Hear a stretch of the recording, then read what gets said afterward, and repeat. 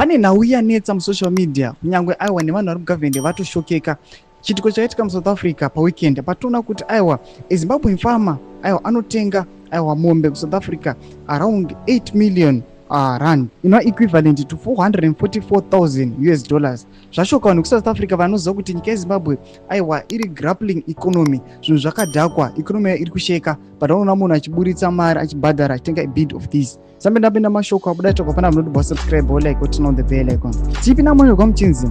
Tafirei broke the auction record at the Harwitz farming production auction by acquiring a remarkable Boran stud bull Lot 10 Cyclone for an unprecedented price. The auction took place at Bullring auction.